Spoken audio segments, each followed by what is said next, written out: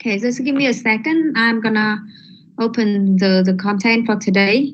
So we're gonna have start the class straight away.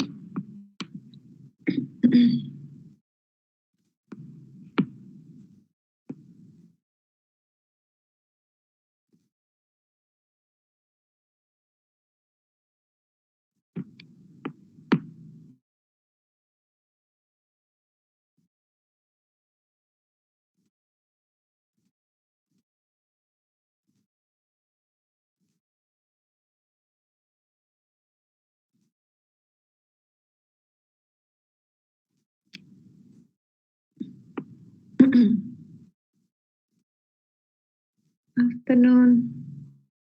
Hi, okay. So let's start with today's lecture.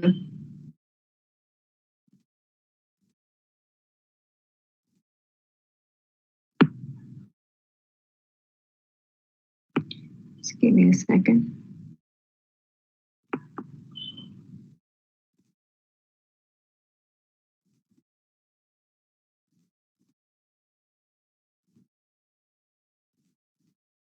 Okay, already start recording. Let's start. Today lecture, we're gonna learn about the time value of money, the second topic about time value of money. Okay, I'm gonna start the lecture now. Previously in topic 4, we have learned about time value of money. In that lecture, we have learned about the fundamental theory, like what is the time value of money, what is the compounding, future value, discounting, present value, right? So that is what we have learned in the first topic about time value of money.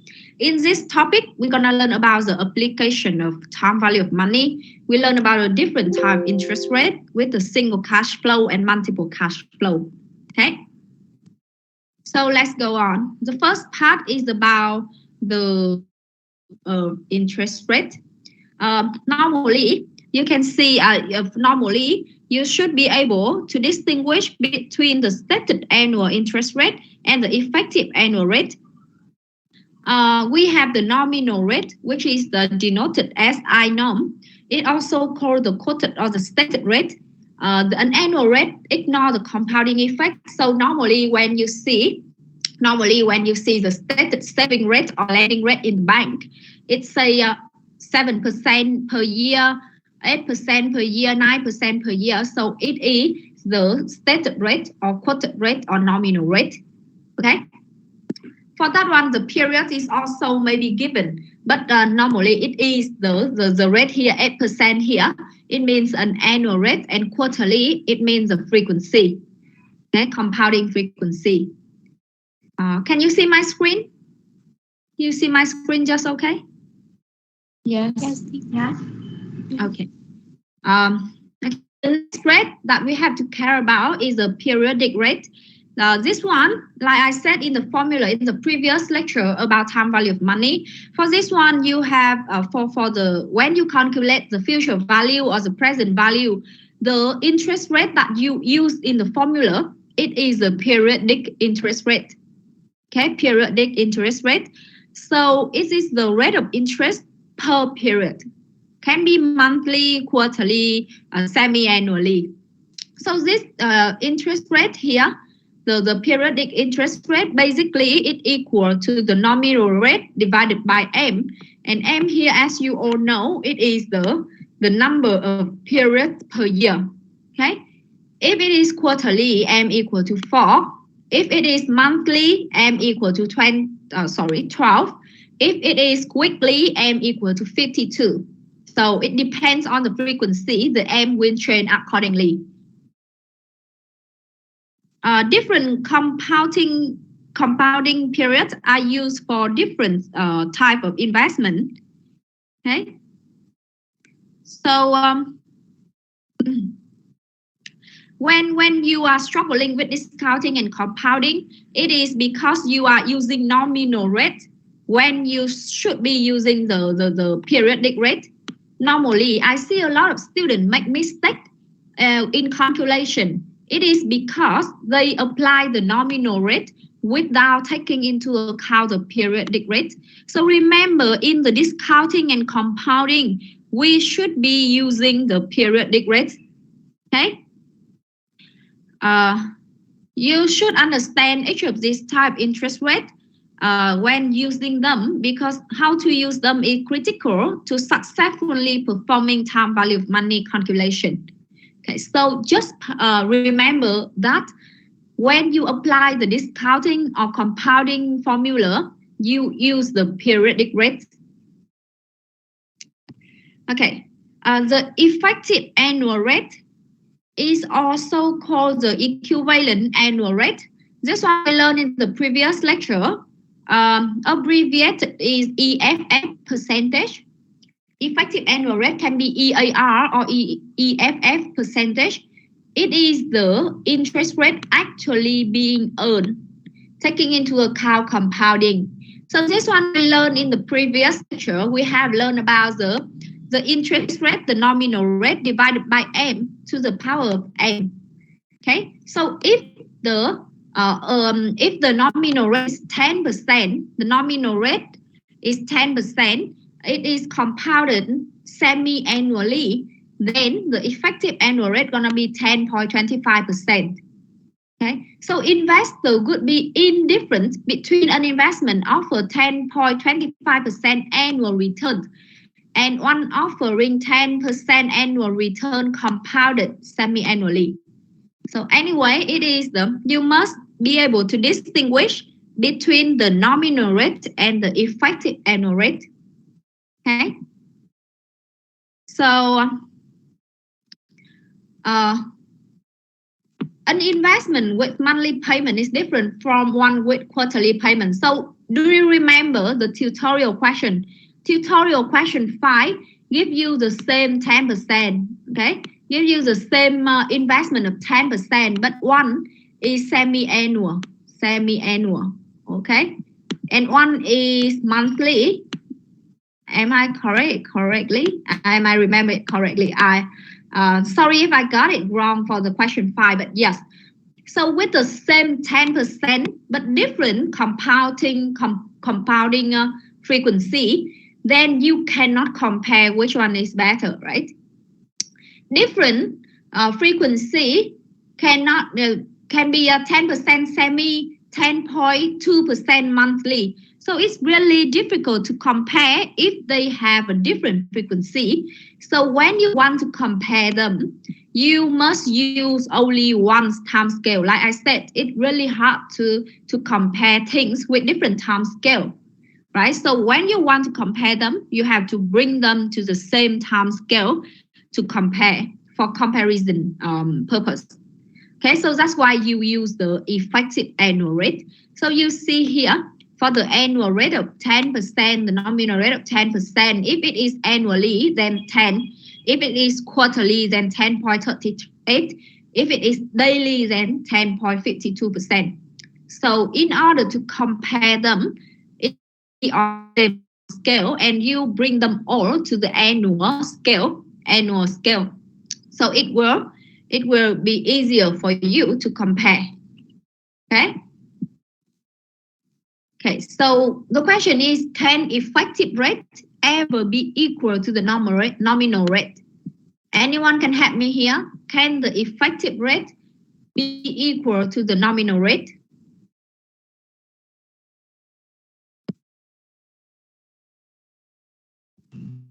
Can the effective rate be equal to nominal rate? Yes. Yes. When it equal to each other? When it have the same time scale. Yes, and when the effective rate is calculated from the nominal rate. So what is the time scale? What you're talking about? 1 year. 1 year, right? Okay, thank you very much. It's correct. When they share the same time scale, when the number of periods per year is 1. So basically it is annual compounding 1 year. So if only if annual compounding is used, then effective rate equal to nominal rate. So you just remember, if m equal to 1, then nominal rate or APR equal to effective rate EAR. EAR. Okay. When M equal to 1, then APR equal to EAR. If M higher than 1, then EFF, EAR will always be greater than APR. Okay. So we have the nominal rate, we have the periodic rate, we have the effective rate. When will we use each of these? Okay, when is each rate used? Okay, so we have the nominal rate. Nominal rate will be used in written contracts, will be quoted by banks and brokers. It is not used in calculation or shown in timeline. So this is the like stated rate. So it will be used in written contract or quoted by banks and brokers. The periodic rate is used in calculation and will be shown in timeline.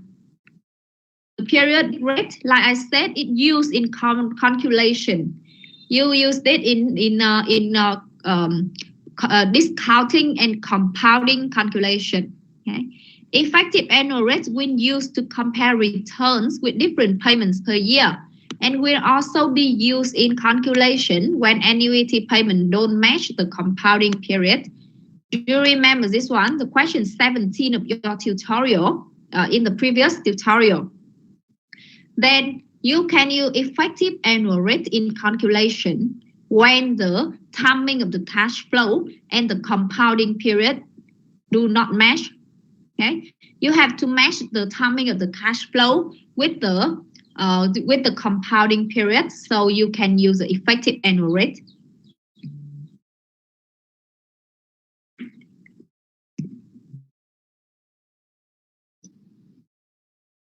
Okay, the annual percentage rate. The annual percentage rate, it is also equal to annual percentage rate.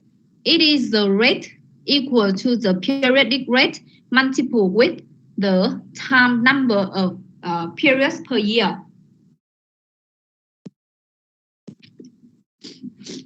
Number of periods per year. It is annual rate, right?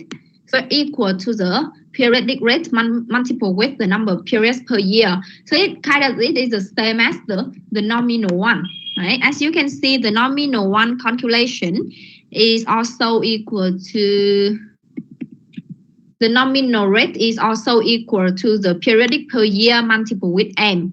So annual percentage rate is also either the nominal rate. It is also the annual rate. Okay. Okay. So as you can see, we can calculate annual percentage rate from the periodic interest rate. We can also calculate the effective annual rate. Okay, we can also calculate the effective annual rate from the periodic interest rate. Okay, so can we calculate APR from EAR or the other way? Yes, we can. But in order to calculate the effective annual rate from annual percentage rate, we will always need to calculate this one. Okay, to transfer from there, to transfer from APR to EAR, you cannot move directly without finding the periodic interest rate. Okay, look at it here. You can find EAR to APR or APR to EAR, but in whichever way, you will need to find the periodic rate first. Okay, in whichever calculation, you need to work out the interest rate per period first. Excuse me. All right. So I have an example here. The effective annual rate is 15%. What is the effective 1 month rate and what is the APR? As you can see, the effective annual rate is 15%. So the effective 1 month rate will be equal to 1 plus EAR equal to 1 plus the effective monthly rate here. EAR here is the effective monthly rate to the power of 12. So I take rearrange the formula, I can eventually find the effective monthly rate of 1.17%.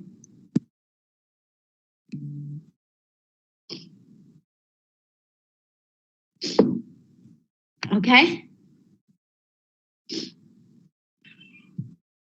So to calculate from effective annual rate to and this one we only need to multiply by 12 to get the 14.04. So you can see that it is impossible to calculate from this one straight to APR. You still need the periodic interest rate. Okay, you still need the periodic interest rate.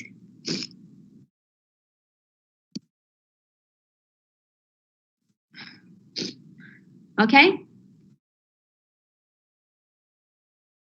So that is everything about the topic of interest rate. Is that okay, class? Then can I ask you to help me? Can I ask you to help me to calculate? I have let's give an example to make sure that you are quite clear about this one. I have an APR of 15%. Now APR is 15%. Monthly, quarterly, compounding. Can you help me to calculate effective quarter rate and calculate the effective annual rate?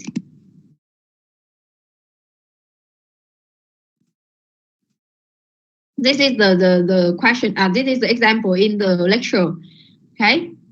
And this is how I ask you to calculate. Now, please attempt with this example. Attempt to do this example.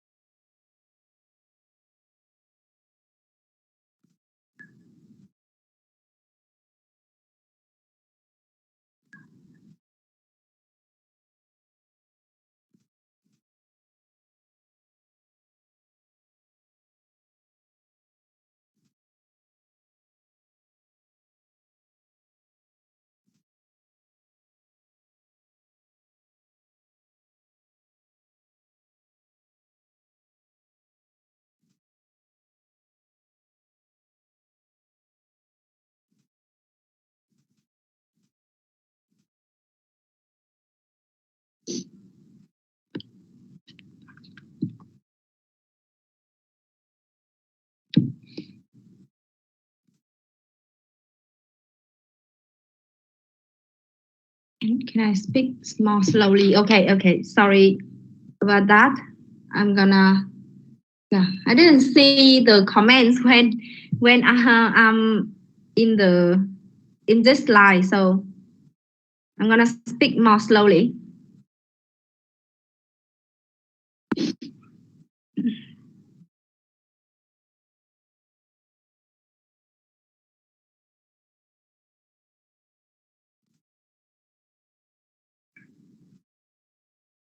So are you still here with me? Are you working on this example? Yes, teacher. Yes, thank you.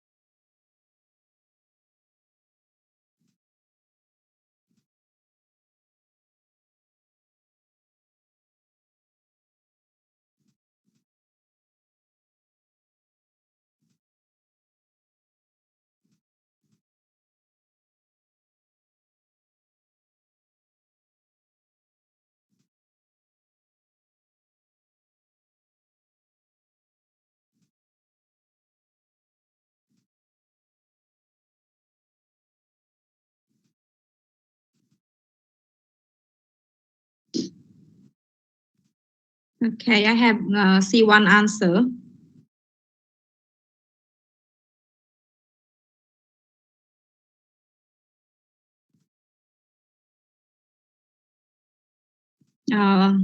Herb, can you recheck the effective quality rate?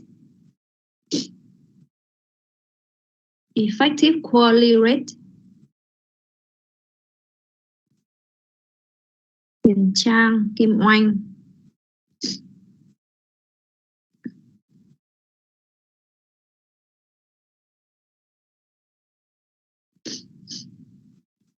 Hiền Trang, can you give me the result in more decimal place, please?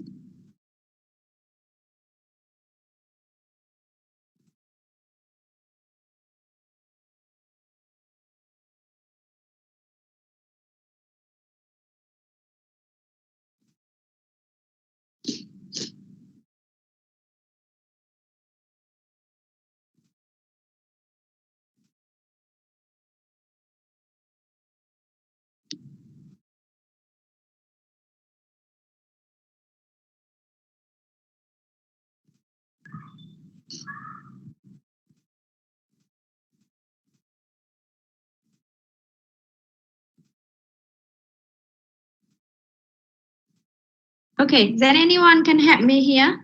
Anyone willing to help me here? Effective quarterly rate. Anyone?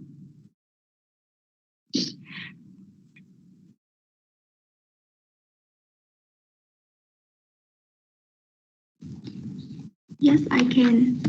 Yeah, thank you. Now let's see. Effective quarterly rate equal to 15% divided by 4. Yes, divided by 4, right? And we have 3.75%. 3.75% exactly. So class, the effective quarterly rate, basically you take the annual percentage rate divided by M. Okay, I'm gonna put the formula here.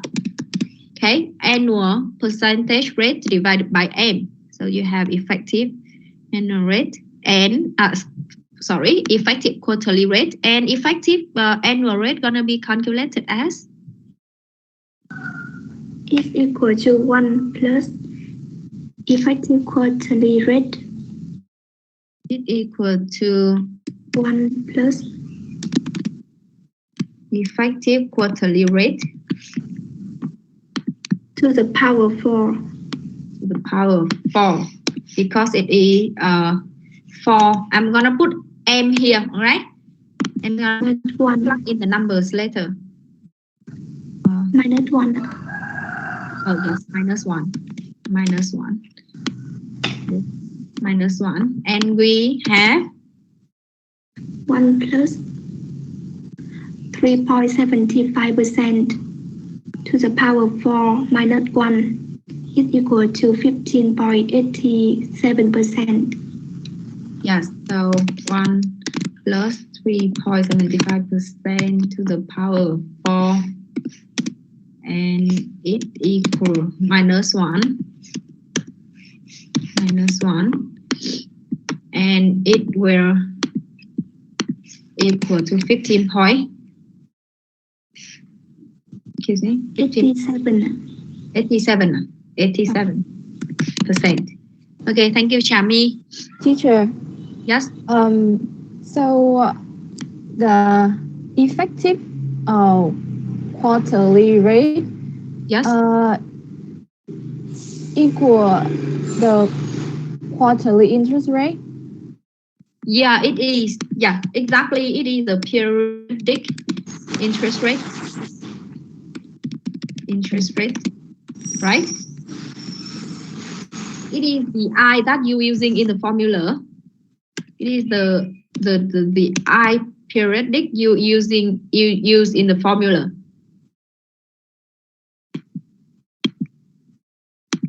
Is that okay?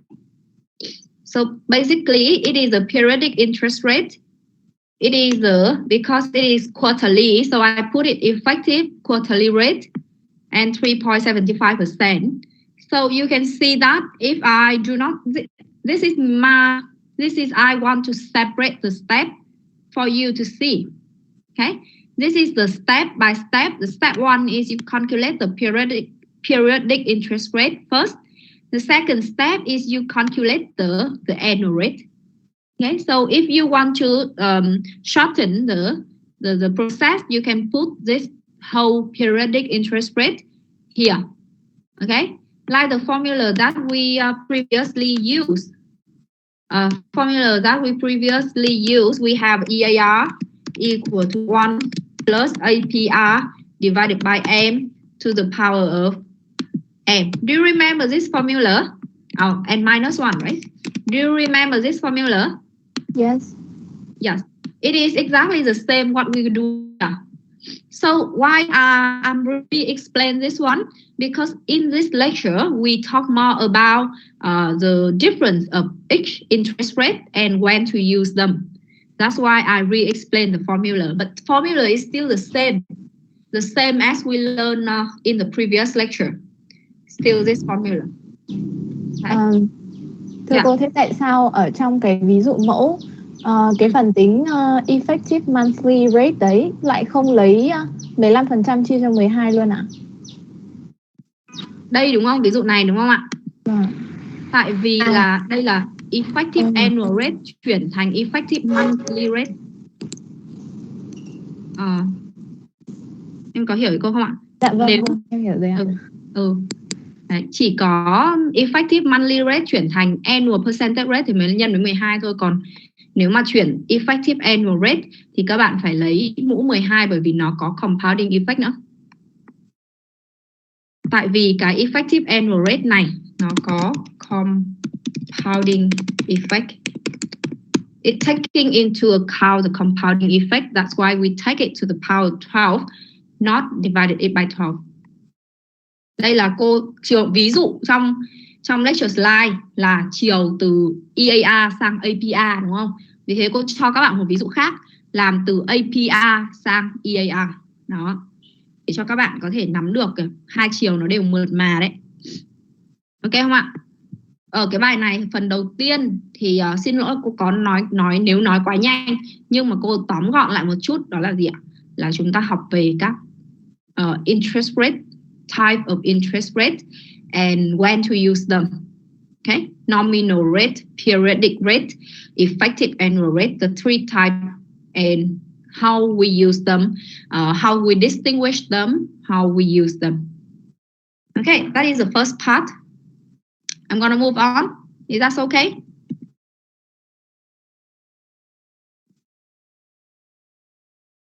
Okay, I'm going to move on. Yes. Yeah, okay. So the second part of the lecture is that we're going to talk about the cash flow. Second part is about single cash flow, and the third part is about multiple cash flow. So let's first talk about the single cash flow.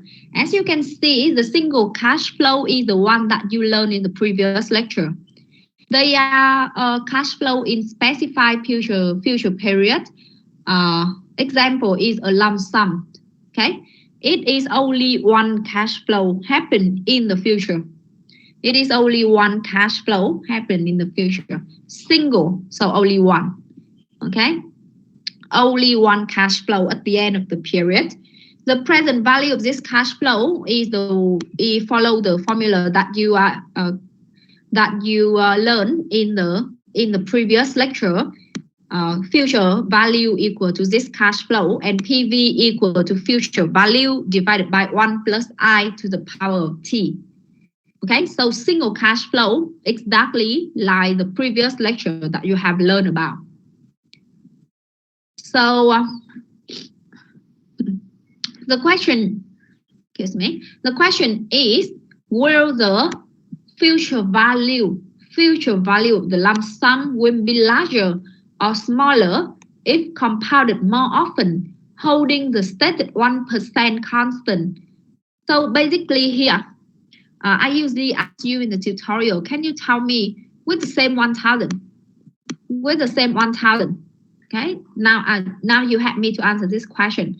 Okay, with the same 1,000, one is monthly compounding, one is the semi-annual. Sorry about my bad writing, handwriting. Okay, one is the monthly compounding, and one is semi-annual compounding. Same amount, same rate. Can you tell me which one will give you a higher future value? Monthly. Yeah, monthly. Do you all agree? Monthly? Yes. Yes. Yeah, obviously. So in the previous lecture, we talk a lot about how the frequency affects the future value and effective annual rate. So in here, you can easily answer the future value will be okay. In here, you will easily answer the future value will be larger if compounded more often, because you receive money earlier, and that amount of money will also earn interest. Okay, larger. As more frequently compounding occurs, interest is earned on interest more often. And I have an example as follow: 100 compounded for 3 years. Okay, compounded for 3 years at the rate of 10%. If it is annually compounded, future value at year 3 is $130. But same 100, same annual 10%. Now I compound the value semi-annually. Then it's gonna be 5% per period. Periodic interest rate is 5. Number period is 6, and the future value gonna be 132.01. Okay, so it is larger. As the more frequently compounding occur, the interest is earned on interest more often. Okay.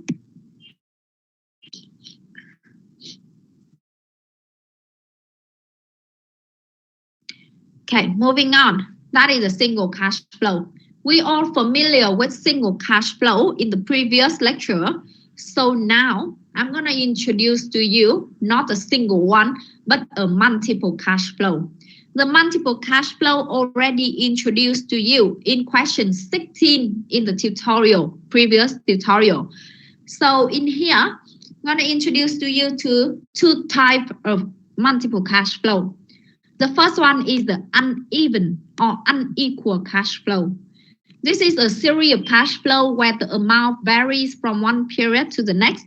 So you have, when I put it in the timeline, you can see it will be stated as follows.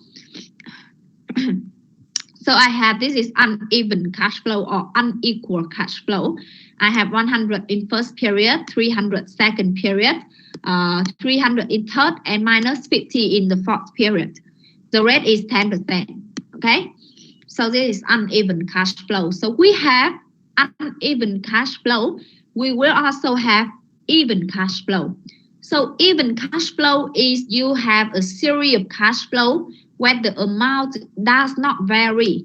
Basically, it equal from one period to the next or follow a pattern.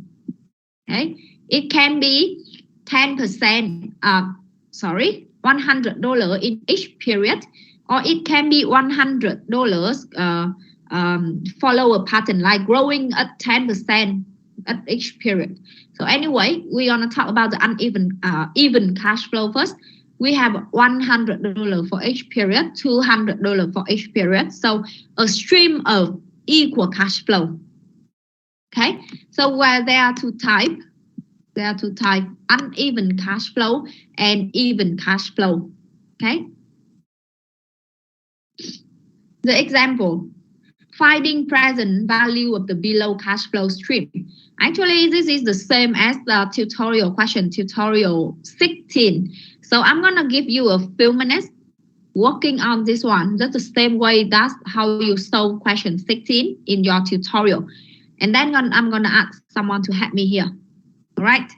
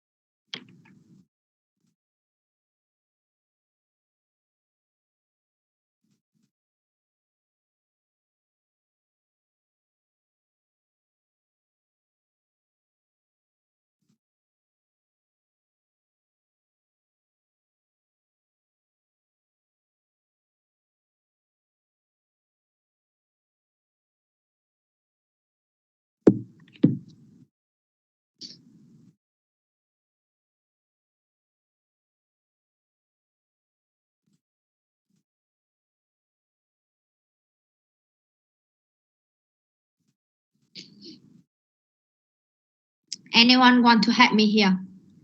Find the present value of a stream cash flow. What should we do with this type of question?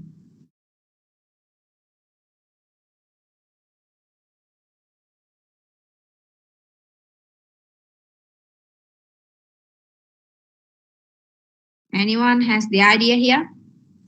We should calculate the present value of each cash flow, right? Yes. Okay. So what you do is you calculate the present value of each cash flow. Can you tell me, for example, I have in this question 100 here. If I calculate the present value of that one, then how many periods that I have to bring it back? 1 period. 1 period. This one? 2 periods. Yes. This one? 3 periods. Yes. And the last one's gonna be? 4 periods. 4 periods. Okay. Thank you, Hạnh Linh. So as you can see, for any stream cash flow, if you want to find the present value of any stream of cash flow, you can just do them separately. You can just find the present value of each cash flow separately. And when you bring them all to the present value, now at that time, you can be able to compare or combine them.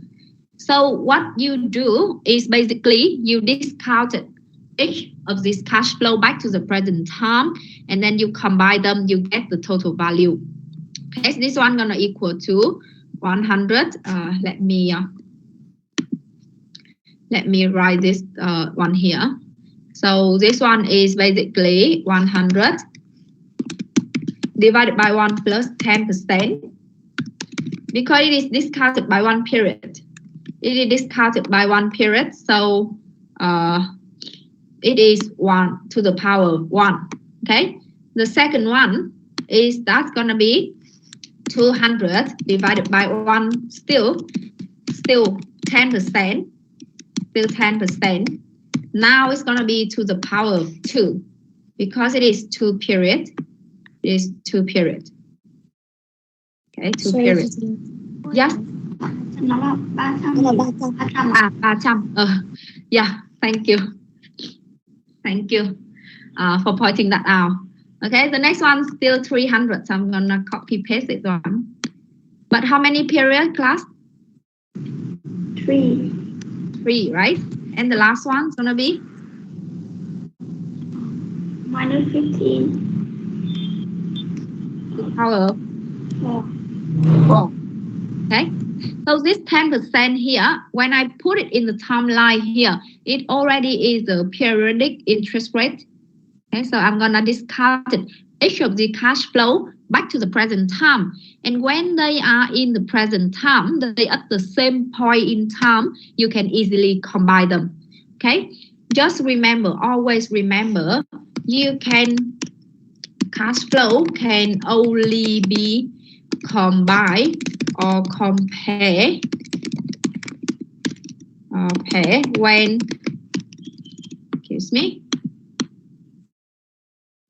when they are in the same time, when they are at the same point in time.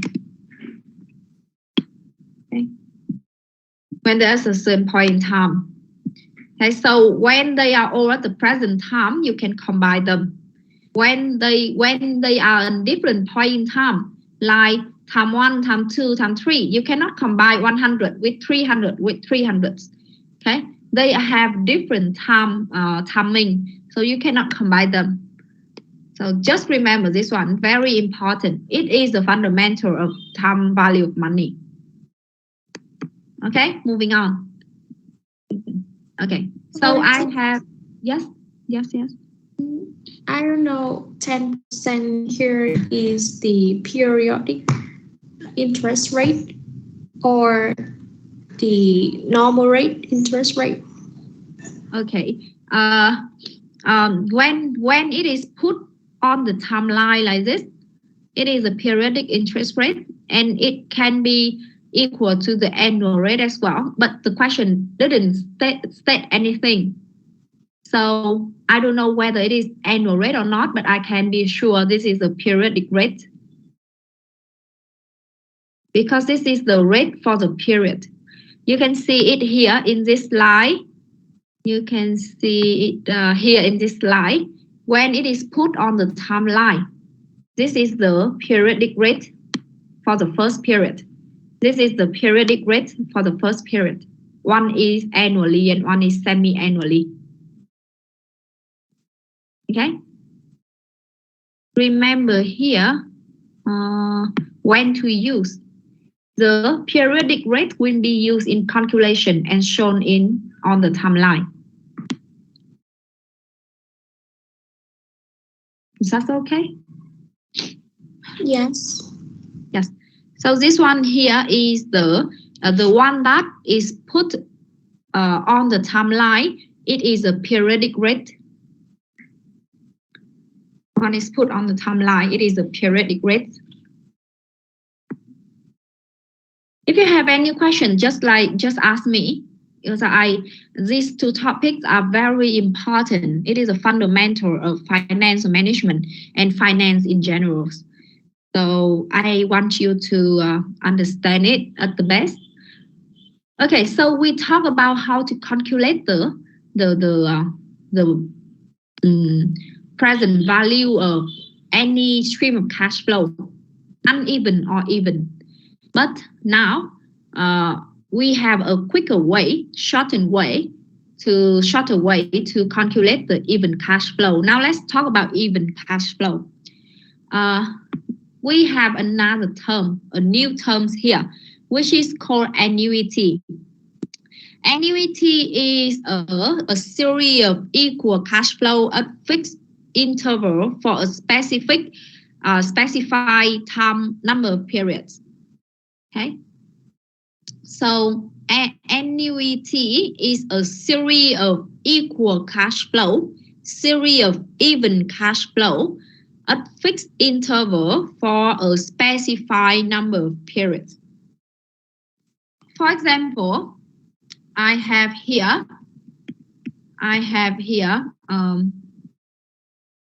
excuse me.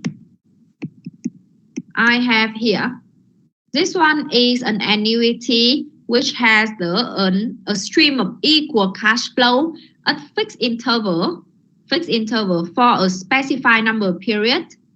Okay, so this is called an annuity. So annual cash flow, the 100 in our example, is called the payment, PMT. And there's going to be two types of annuity according to when the payment is made. The first one is ordinary annuity. The payments are made at the end of each period. And the second type is the annuity due. This is payments are made at the beginning of each period. Okay, example. This is ordinary annuity. You see the payment is made, the first payment is made at the end of the first period. So at tick mark 1, tick mark 2. So the first payment is made at tick mark 1. Okay. It is said to be at the end of the first period, at the end of second period. Okay. Annuity due, on the other hand, the first payment is made at the present time, at the beginning.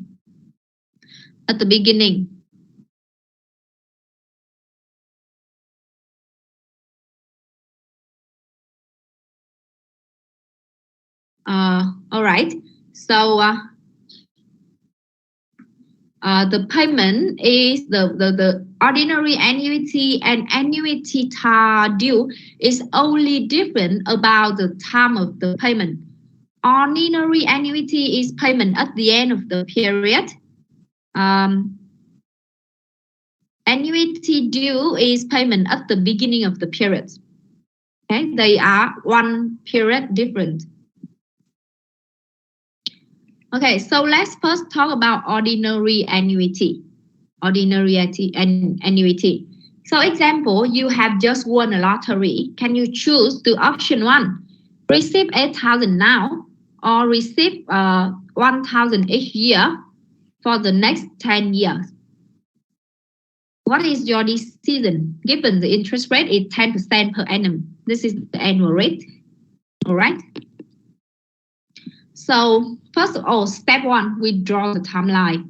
I have the first option is 8,000 now. 8,000 now and nothing in the future.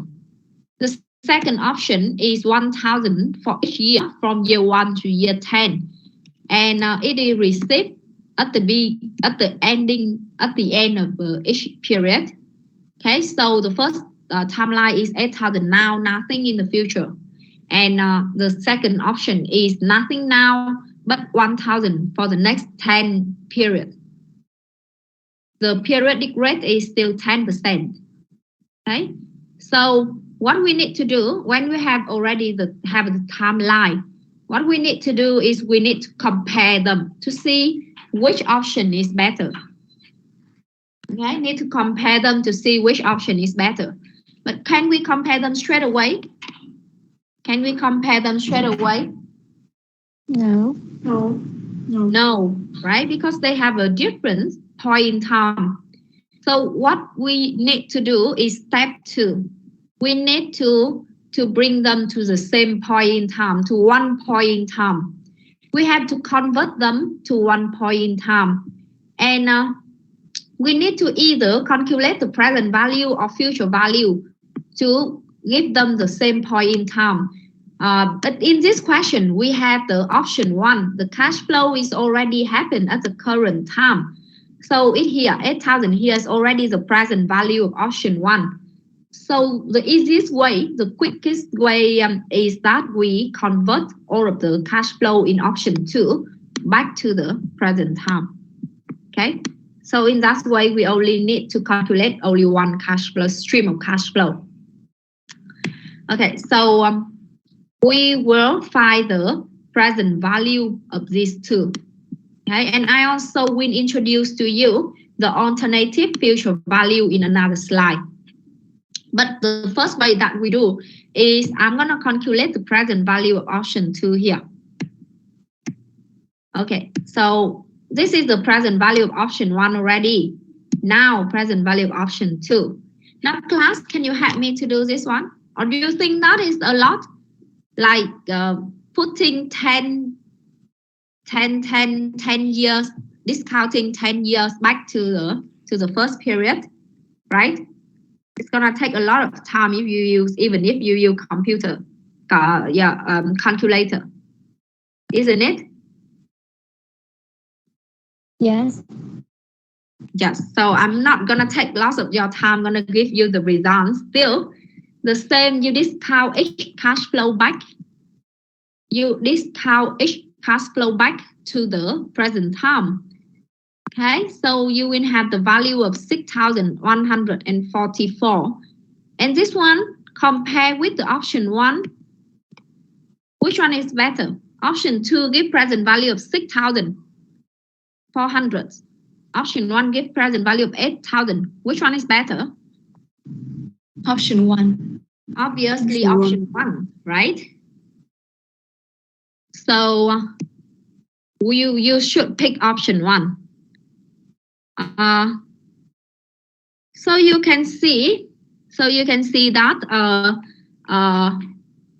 you can compare them when they are at the same point in time. However, it is time consuming if you discounted each of the 1,000 here back to the present time.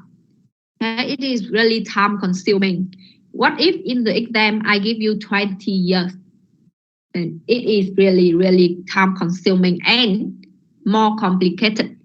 That's why you are introduced to a formula, a shortened formula here. If you put this one in calculator, it's still possible, but very time consuming. Therefore, you are introduced to a generalized formula, which is the shortened formula of this one. When all payments are equal, okay, only work in the case when PMT equal PMT 1 equal to PMT 2 equal to PMT n, and it will be shortened in this formula with PMT is the constant cash flow, I is the periodic interest rate, and N is the number of periods. Okay, please write this formula down. Please write this formula down just to make sure that you understand and remember. Okay, this is the present value of an ordinary annuity. A stream of equal cash flow happens at the end of each period. Okay, so this is a shortened formula. PVA, present value of ordinary annuity, equal to PMT divided by I multiple with 1 minus 1 over 1 plus I to the power of N.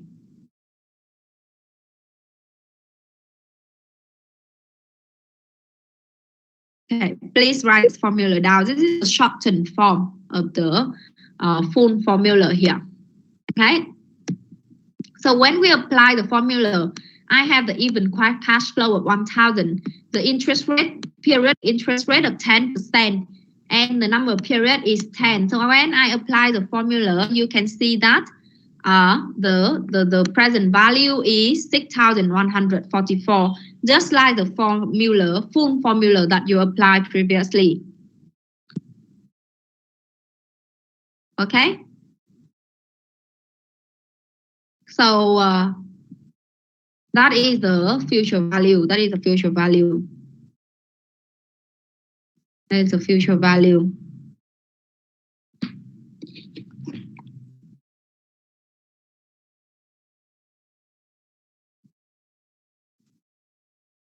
Any question?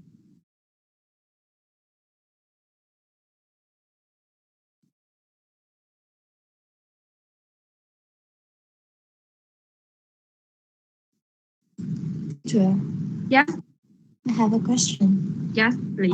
Why the option 1 PV equal to 8,000 is better than option 2 PV equal to $6.144? Can you repeat the question, please?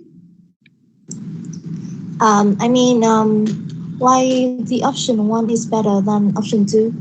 Yeah. Why option 1 is better than option 2? Okay, what is the present value of option 1? It's 8,000. Yeah. What is the present value of option 2? It's 6,144. Yes. So which one is higher? 8,000. So present value means that the present value is that you can receive 8,000 now, or you receive a stream of 1,000 in future, and it equivalent to the value of 6,144 now. Okay, so you're gonna choose the one which give you the higher value, right? Okay, thank you, teacher. Yeah. Thank you for your question. So yes, so just remember in this part, I want to emphasize again about the present value of ordinary annuity.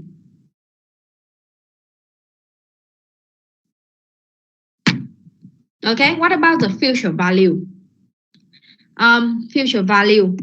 Future value, this example, like I said, can be solved into not only you can calculate the present value, but you can calculate the future value here.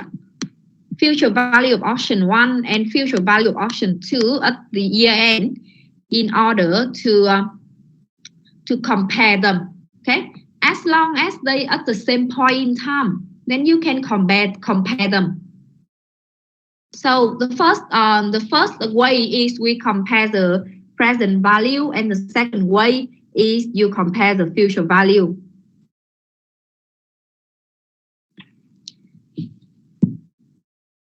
Right? So about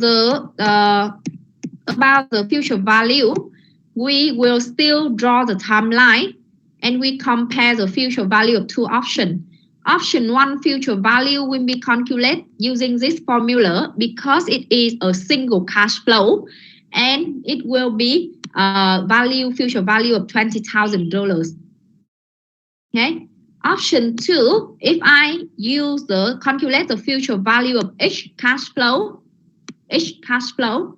then combine them together, I will have the future value of option 2 is $15,000. Then which one is better?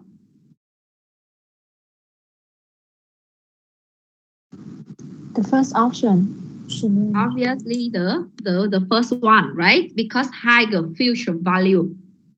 Okay, future value, just like the present value, if it is a single cash flow, then you only calculate only one.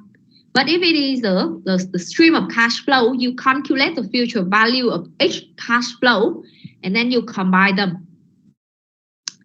Okay, so now you can answer, or you can also answer, or you can also calculate this value using the PV calculation. Okay, you already know the PV of 6,144, which I have calculated here. This is the present value, right? You already know the present value of this stream of cash flow is 6,144. Okay, now you take that multiple with 1 plus I to the power of n to get the future value here. Actually, this one takes 2 steps. Step 1 is to calculate the PV, and step 2 is using the PV to calculate the FV. It takes more steps, right? But still, that's how they link to each other.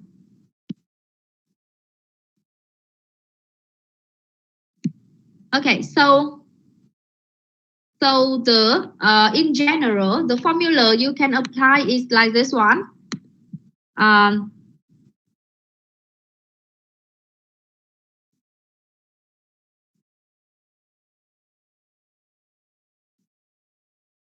The generalized formula will be shortened like this.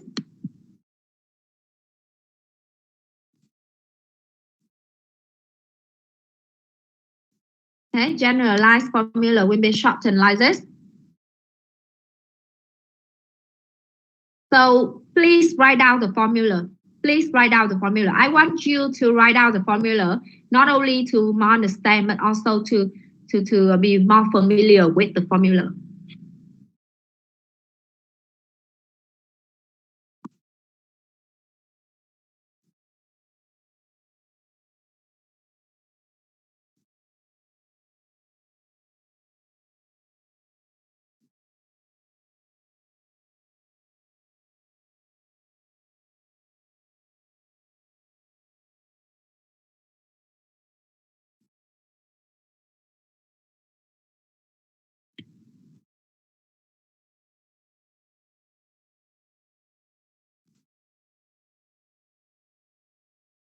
Okay, please write down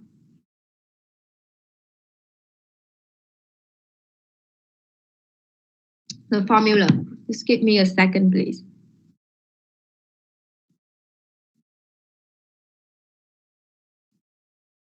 Please write down the formula.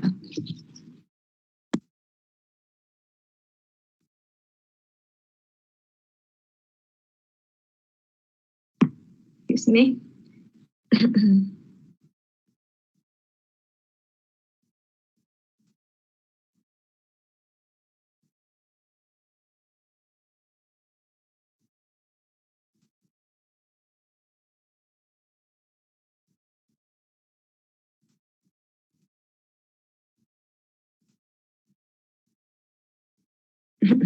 Okay.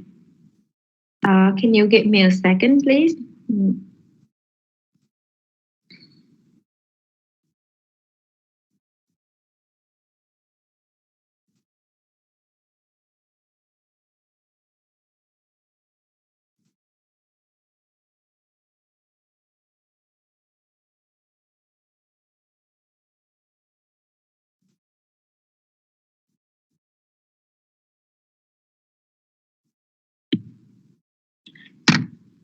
Okay, that is the formula. So remember, for the future value and the present value, I have to repeat it all the time. I have to repeat this one all the time, but I want to emphasize here that the I here is the periodic interest rate and the N here is the number of period. Okay, I is the periodic interest rate and N is the number of periods. So they should have on the same time scale. If I is the monthly interest rate, then N is the number of months. If I is quarterly rate, then N is the number of quarters. All right, so for the future value formula as well, I and N have to share the same time scale. Always put it in mind because many students I know has already know it, but just somehow forget it in the exam. That's why they made a mistake in the exam due to the different time scale here. So always remember the formula here. Everything in the formula, a component of the formula should be on the same time scale.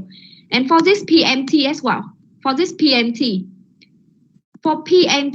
if it is the monthly interest rate, then it has to be monthly cash flow.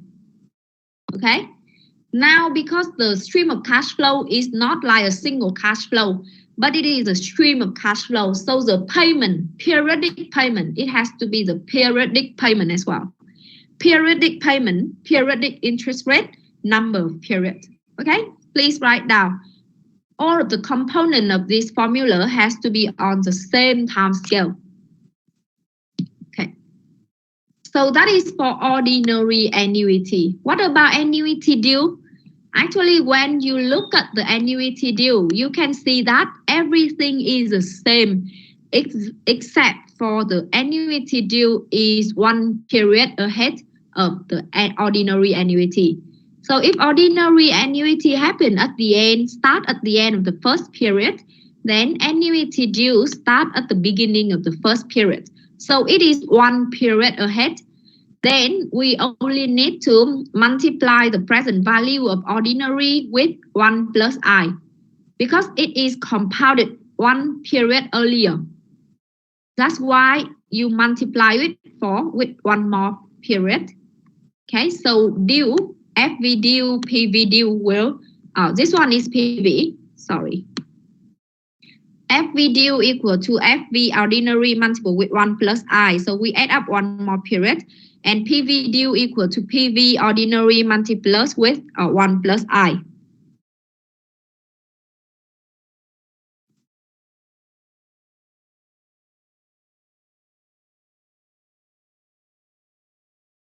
Okay, so this is the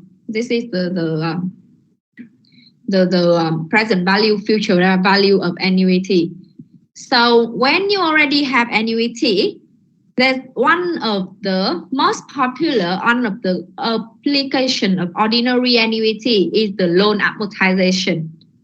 Okay, you heard a lot about depreciation and amortization, right? Amortization are the used for like home mortgage, auto loans, business loans. So it is amortization is that you build an amortized, you spread the payment. Just like depreciation, the payment of the loans or the mortgage is spread out to the life of the loans. So if you need to create a table, amortization table. Okay, so it is great use the financial calculator or spreadsheet to set up the amortization table. Okay, so I have an example as follows. If you prefer, you can open the Excel and work on this together with me. Then it's gonna be easier to handle. Okay, I have an example. $1,000. $1,000. Right? Then $1,000 with the PV. PV is 1,000. Payment is unknown. Right? And number of period is 3. I is 10 and cash flow is made at the end of each period. Cash flow is made at the end of each period.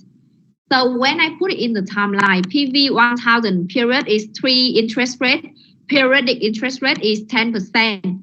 Cash flow is made at the end of each period. So I put it on be like this. So the basically you borrow 10,000 now. Then how much will you need to pay? You borrow 10,000 now for 3 years at 10%. Then at the end of each period, you're gonna pay an amount, and that amount is gonna cover for both interest payment and principal repayment. Okay. Loan amortization is that a loan to be repaid in equal amount on a frequency basis. Okay, amortization is a process of spreading out a loan into a series of fixed payment over time. So you borrow 1,000 now, you're gonna repay a fixed amount at each period. You're gonna be paying off. You're gonna be paying off you're gonna be paying off the loan. Excuse me. You're gonna be paying off the loan's interest and the principal in different amount each month, although the total payment remain equal each period. So PMT here, basically you borrow 1,000 now, you're gonna repay an equal amount at each period. Okay, and that PMT there gonna include your interest payment plus your principal repayment. All right, every PMT here gonna include your interest payment plus your principal repayment, but the amount of interest payment and principal repayment in each period gonna be different. So amortization is a process of spreading out a loan into a series of fixed payment over time, and each fixed payment there, PMT there, equal to the interest payment plus the principal repayment. So I draw the timeline. It's gonna look like this. I apply the formula. I have PV of 1,000. PMT follow this formula. I rearrange it and find the PMT of $402. Okay, so the answer is $402.11. Okay, so basically it means, in here it means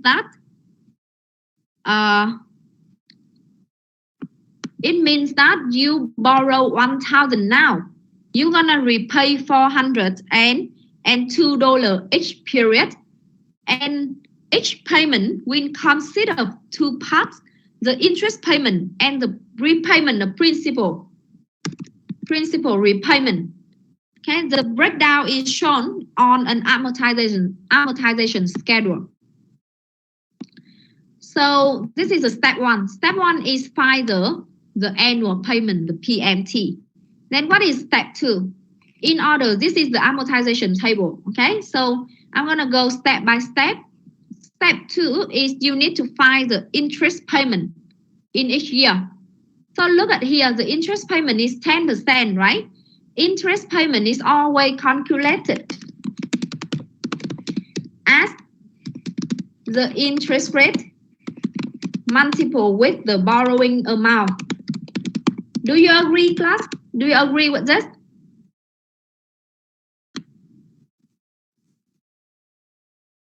Class? Yes. Okay. Yes. Okay, so interest payment is equal to interest rate plus a multiple with the borrowing amount. The interest rate is always equal to 10%. Always equal to 10%. It is fixed. However, the borrowing amount gonna be gradually reduced, because after the first year is gonna be the borrowing amount of the first year still 1,000. But after the first year, part of the borrowing has already been repaid. So the value at the end of the first year, the borrowing amount gonna be reduced a little bit. So interest payment need to be calculated for each period. So borrower will owe an interest upon the initial balance at the end of the first year. So at the end of the first year, you need to calculate the interest rate. Interest rate paid is $100. Okay. Think carefully here. You pay $400.2 in the first year, but only 100 is the interest rate. Then what is $302?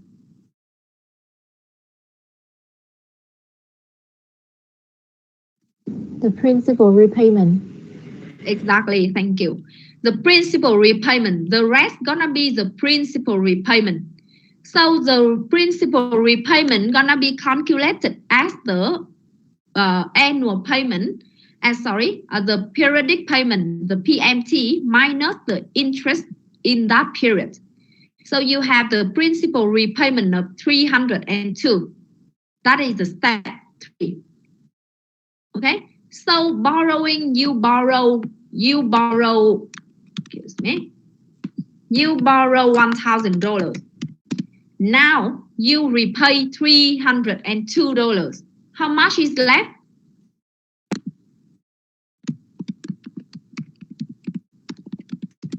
Gonna be roughly like 697.89. 89. Thank you very much. So this is the beginning. This is the ending balance of the first period. Okay, this is the ending balance of the first period. The beginning balance is 1,000. During the first period, you repay $302 as the principal repayment, and you got $697.89. Is that clear? So this is gonna be the step. This is gonna be the step. Step 1 is find the payment. Okay. Step 2 is to find interest payment.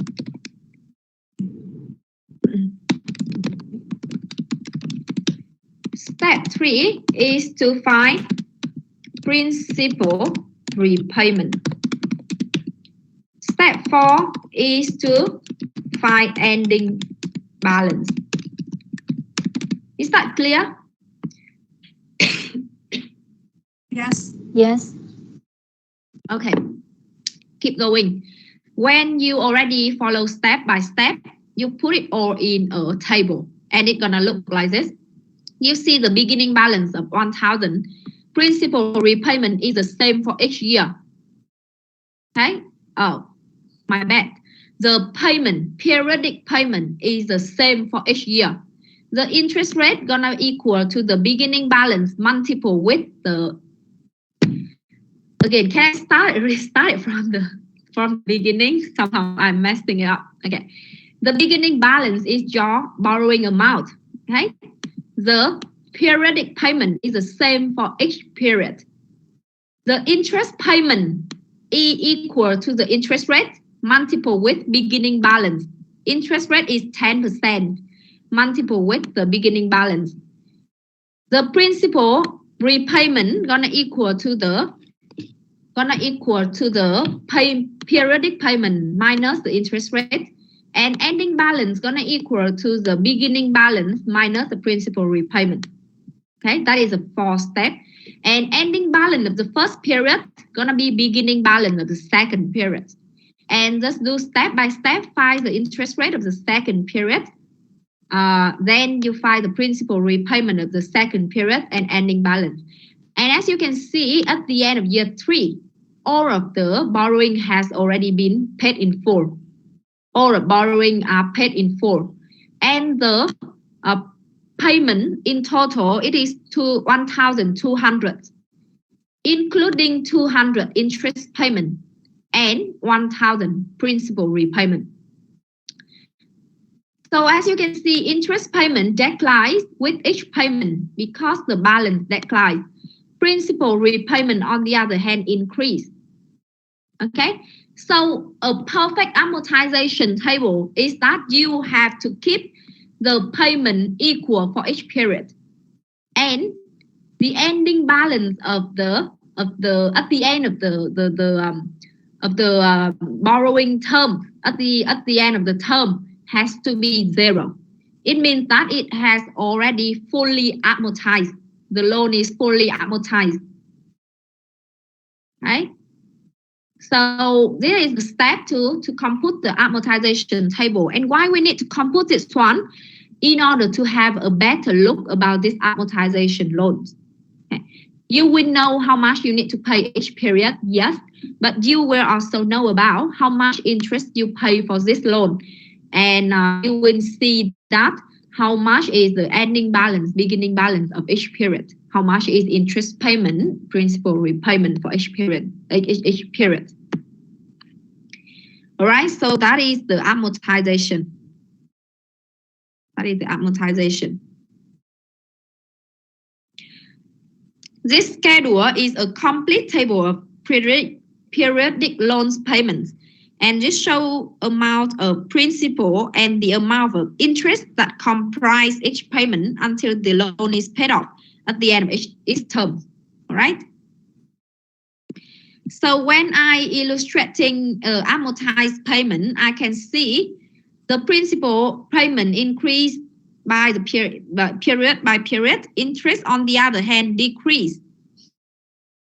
Okay, but in full, it will in general, it will have the total amount equal to each payment of $402. Okay, constant payment, declining interest payment, and declining balance.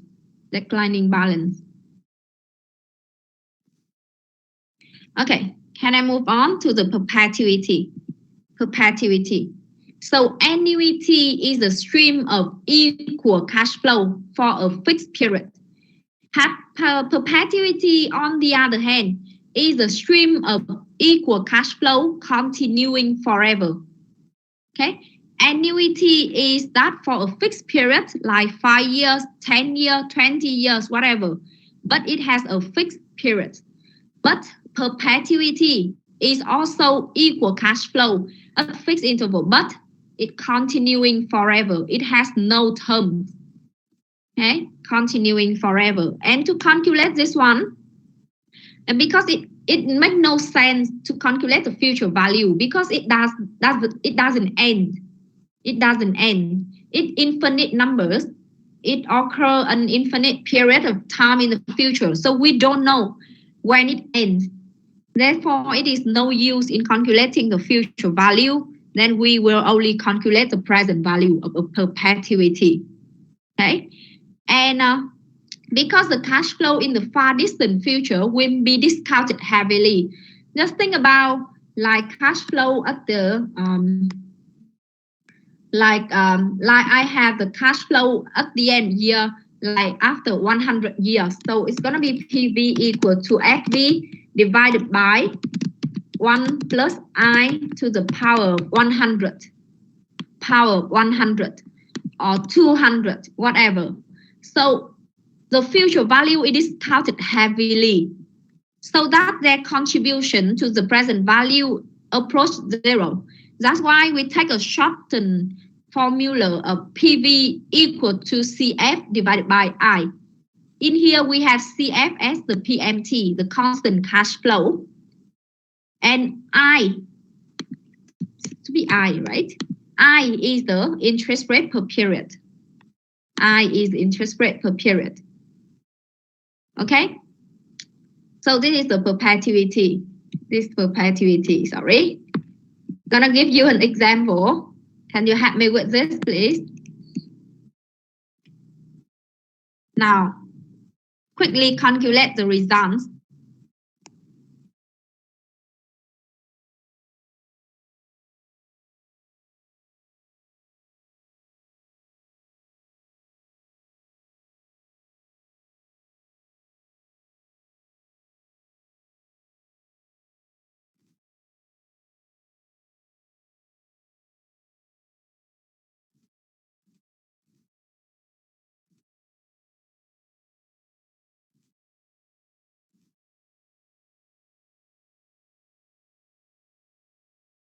How much is that?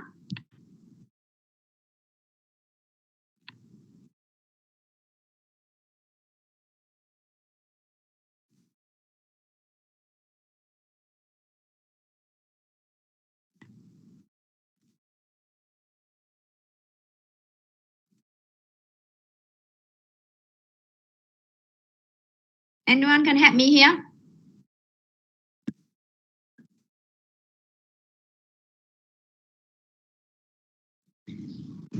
Is equal to 200 divided by 6%. 6%. Because it is compounded Every 6 months.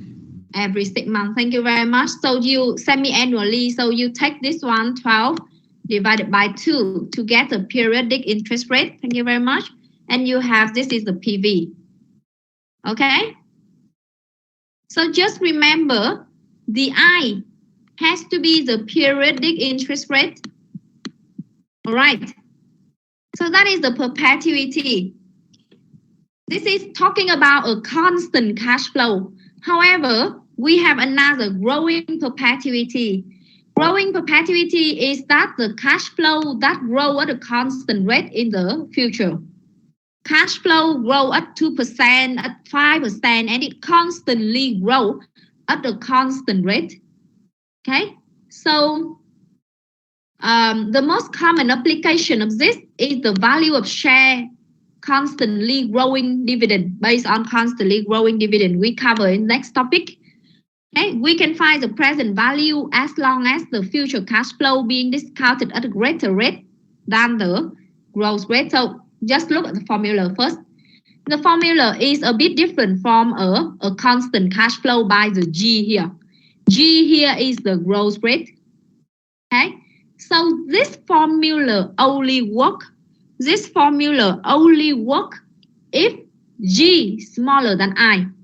Because if G is larger than I, this denominator gonna be negative, then present value gonna be negative, and that doesn't make sense. Okay, clear? So in here, this formula only work if, I'm gonna correct it for you. It's gonna be I, right? I and R. To make the formula consistent, I'm gonna use I. Okay. So this formula only work if the growth rate smaller than the discount rate. Because this denominator here cannot be negative. If PV is negative, it makes no sense. So what is the present value of growing perpetuity semi-annual payment, initial payment of 200 in 6 months and growing at 2% every 6 months? Interest rate is 12%. Okay, so we have the G equal to 2%, I equal to 12 divided by 2, so 6%. I put them all in a formula, and it's gonna be like this: 200 6 months, and periodic interest rate and periodic growth rate equal to 5,000.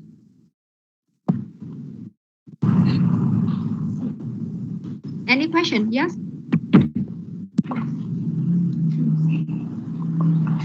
That's okay. Yeah. Okay.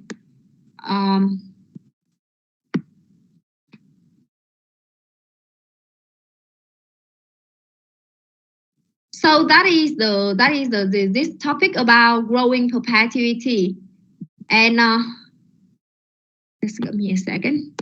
Okay, and I have this very interesting YouTube clip about time value of money, but I don't have time to show it. But about this one, about the snowball effect, you know, the longer you compound your investment, the bigger it grows. It's just like a snowball effect. When you have when you see a snowball that run from the top of the hill to the down to the running from the top of the hill down, then you can see the snowball will get bigger. So the longer you compound your investment, the bigger your investment will grow. As it is a snowball effect. This is the power of compounding. Like for example, if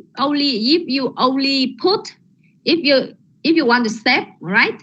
You only put like $1 million each month into your account at the discount rate of like monthly. So it's at the discount rate normally is 70 at deposit rate of 70% each year. You're gonna do it for 20 years or for how old are you now? 19. So you're gonna do it until 60, so 40 years. You're gonna do it for 40 years, and I bet that you're gonna be at least 100. You have at least hundreds of dollars or billion of dollars, 100 million or billion dollars when you reach the retire age. Okay. So that is the everything about time value of money. Do you have any question? Yes, teacher. Yeah. I just want to like we have two types of multiple cash flow, and one is uneven cash flow, and the other is even cash flow. And in even cash flow, we have two parts like annual ED and perpetual ED. Am I correct? Yes. Okay. Yeah. Thanks. Okay. For uneven, it can be any cash flow. But for even cash flow, you have annuity, you have perpetuity, and for annuity you have ordinary annuity and annuity due. Yeah, I got it. Thank you. Yeah. Any more questions?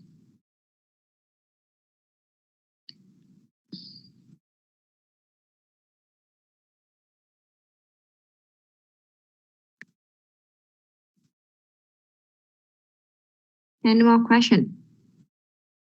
Is that clear? Yes. Okay. If you have no more questions, then we can end the lecture here today. Thank you very much for your attention. Yes. Cô cho em xin lịch kiểm tra MA được không ạ? Bài Progress Test 1 nhé. All right, sorry. Yes. Thank you Hoàng Anh for reminding me. Totally forget about that one. Yes, so let me see. I'm sorry, I didn't like this is the important announcement that I have to make. But still, class, you better turn on the notification of the team. If the coordinator has any other announcement, has any more announcement about the progress test, then you can immediately update on time, right? So as you know, yeah, okay, thank you, Vidgar as well. So as you know, we're gonna have a first progress test on Saturday, 26th of March. Okay, you're gonna have you're gonna have the first progress test on Saturday, 26th of March. Just give me a second.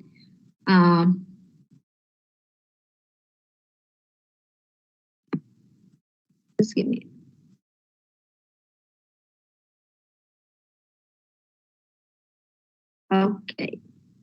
Okay, so we have all Vietnamese students in this lecture. I'm gonna remind you in Vietnamese too, so you can remember it better, right? Just checking the member. Cô nhắc bằng tiếng Việt nhá. Vấn đề gì không? Không ạ, cô nói tiếng Việt đi ạ. Ok, rồi. Kiểm tra bài, đây sẽ là bài progress test đầu tiên của các bạn, đúng không ạ? Có 2 bài mà, cho nên đây là bài đầu tiên, sẽ kiểm tra vào sáng thứ Bảy ngày 26 tháng 3. Kiểm tra nội dung từ lecture 1 đến lecture 5. Cover tất cả nội dung trong lecture. Được không ạ? Số câu hỏi dự kiến là 40 câu hỏi cho thời gian 60 phút. Đấy, 40 câu hỏi cho thời gian 60 phút. Yeah. Dạng câu hỏi là gì ạ? Dạng câu hỏi là MCQ ạ. Câu hỏi, cô xin lỗi. 40 câu MCQ.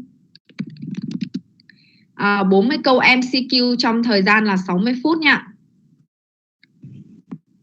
Cô là mấy giờ kiểm tra? Dự kiến ở đây là ca sáng từ 7:20 đến 8:20. Nhưng mà ca đấy em học lét. Học lách môn khác à? Vâng. Thế thì Hồng Nhung, đấy là buổi học bù à em? Không ạ, học chính thức ạ. Học Chính thức à? Ok.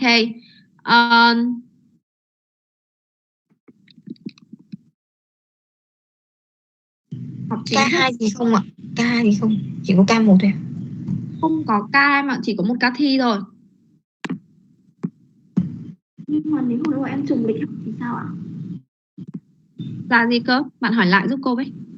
Nếu như thứ bảy của em trùng lịch học thì sao ạ? Tại vì những môn chính trị thì em học cả buổi sáng thứ bảy rồi. Đấy.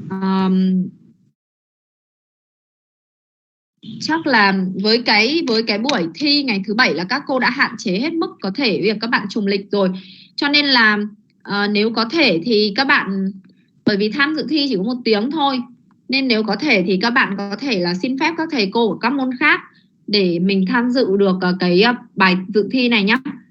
Còn nếu bất cứ ai có vấn đề gì khác nữa thì các bạn có thể email trực tiếp cho tutor của mình, hoặc là nên email cho tutor để tutor nắm được luôn về cái tình hình nhé. Vâng, cảm ơn. Ok.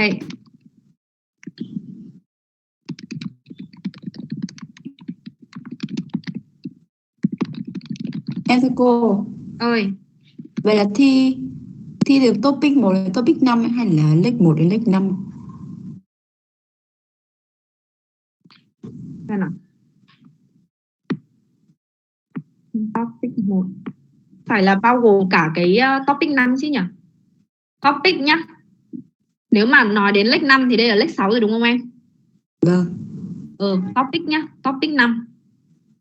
Đấy.